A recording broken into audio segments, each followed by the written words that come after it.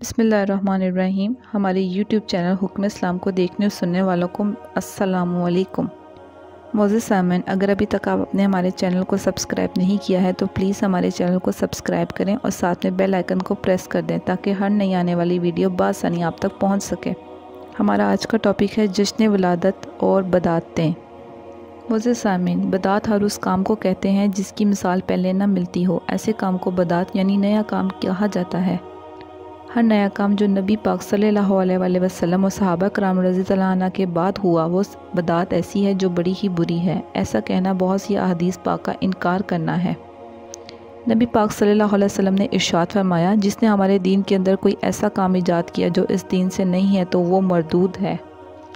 उलमा फरमाते हैं कि नबी पाक सल्लल्लाहु अलैहि वसल्लम का एक एक कलमा अहमियत का हामिल होता है। फरमाया कि जिसकी असल इस दीन के अंदर नहीं है ऐसा नया काम ईजाद किया तो वो शख्स मरदूद है, लेकिन अगर वो दीन से ताल्लुक़ रखने वाला मामला है तो वो मरदूद नहीं है बल्कि मकबूल ही है। अगर सहाबा कराम रज़ियल्लाहु अन्हुम को देखें तो नबी पाक सल्लल्लाहु अलैहि वसल्लम के ज़माने से ही ये सिलसिला चलता आ रहा है कि सहाबा कराम रज़ियल्लाहु अन्हुम अपने तौर पर बहुत सी इबादतें किया करते थे और नबी पाक सल्लल्लाहु अलैहि वसल्लम के इल्म में नहीं लाते थे। फिर जब बाद में नबी पाक सल्लल्लाहु अलैहि वसल्लम के इल्म में आती थी तो आप सल्लल्लाहु अलैहि वसल्लम उसे बरकरार रखा करते थे।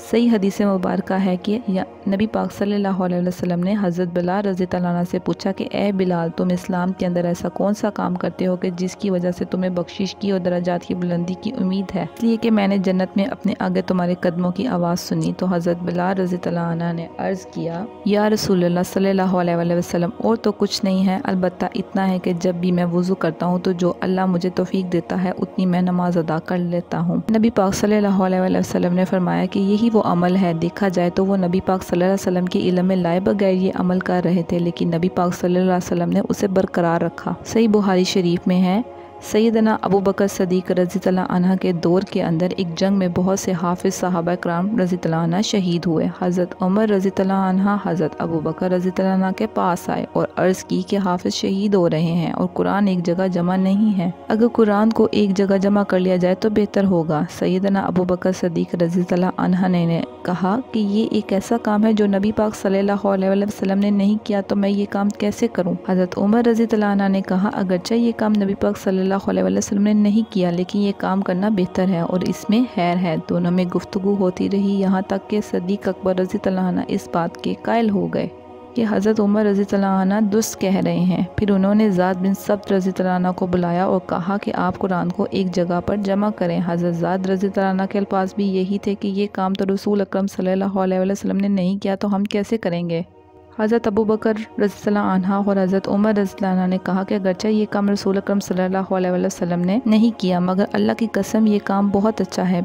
फिर हज़रत ज़ाद रज़ियल्लाहु अन्हु की सरकर्दगी के अंदर एक टीम तैयार हुई जिसने कुरान पाक को एक जगह जमा किया।